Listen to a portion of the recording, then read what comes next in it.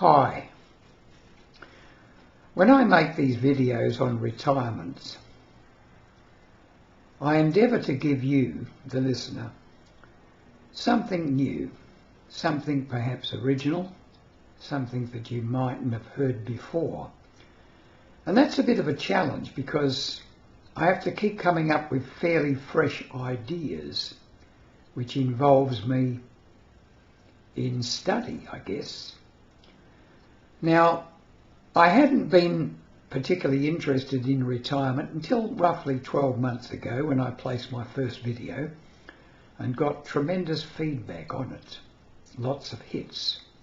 And that's what impelled me, I guess, or motivated me to continue with these. And I'm thinking, what can I talk about now, which perhaps you haven't heard already? Now, I was watching a video by Azul, A-Z-U-L, and he was talking about a couple of books he'd read. One of them was a book called From Strength to Strength by Arthur Brooks. And in that book, Arthur Brooks was talking about our minds, our intelligence.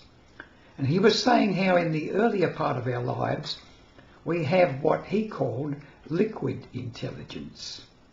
And this is gradually overlapsed over time by crystallized intelligence. So what's the difference? In liquid intelligence, our minds are very quick, very sharp, and we are good at certain things like mental arithmetic, for example, or if you have a job like, say, an air traffic controller or a police radio operator, you can think quickly. You can grasp the situation very quickly, work out what you're going to do and take action. This is the sort of thing we have when we're younger.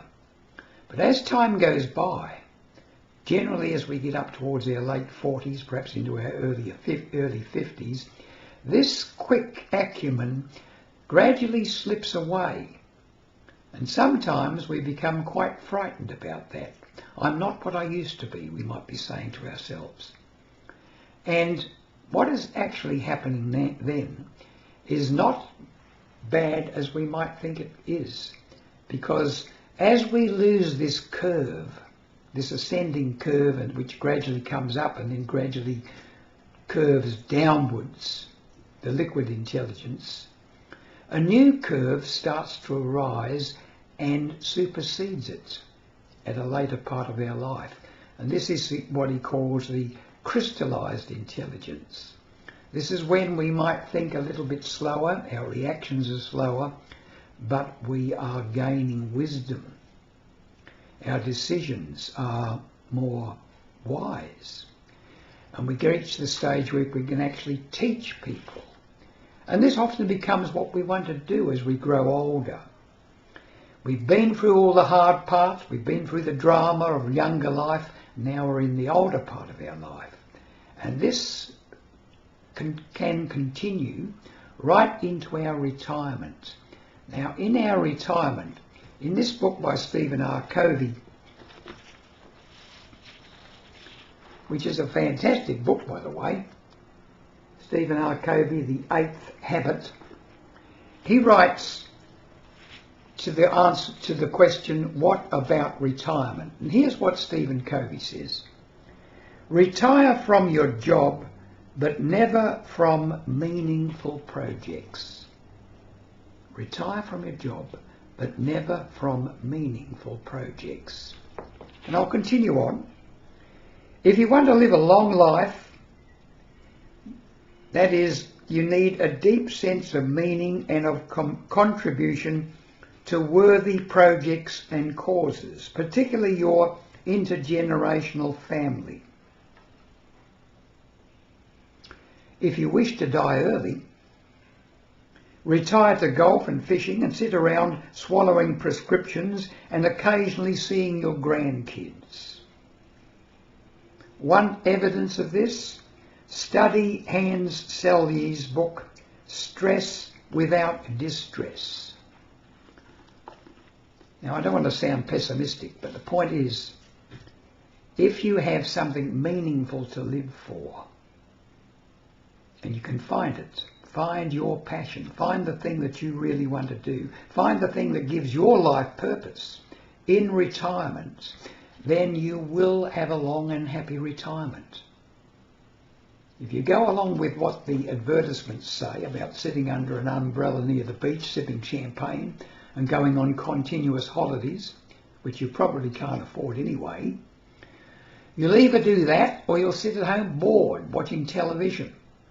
A pointless life. And once you've got a pointless life, it becomes very blunted indeed. So I know I'm sounding like I'm preaching here, but the point is this. My passion at the moment is, and I found it very recently, talking about retirement, because I've been retired for coming up for 29 years next month. No, I tell a fib. Month after next, April. In April I turn 88 and I'll have been retired for 29 years. That is an awful long time. And I think what keeps me going is that I know I've gained a lot of wisdom in that time. In that long 29 years, it's been wonderful. It really has been wonderful. Best years of my life. They can be the best years of your life too, providing you can find something which really grabs you, gives you motivation, pulls you out of the armchair into the world so that you can do things, perhaps even leave a legacy. You can do it if you want to. It's up to you. I hope you got something out of this little video.